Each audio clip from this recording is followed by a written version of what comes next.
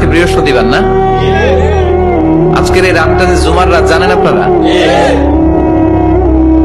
আমরা বাংলাদেশে মনে করি জুমার দিন শেষে যে রাতটা ওইটা মনে হয় জুমার রাত, আসলে ওইটা শনিবারের রাত। ইয়াউমুস সাবত, ইয়াউমুস সাবত, ইয়াউমুল আহাদ, ইয়াউমুল ইসনাইন, ইয়াউমুল সুলাসা, ইয়াউমুল আরবিআ, ইয়াউমুল খামিস, ইয়াউমুল জুমআ।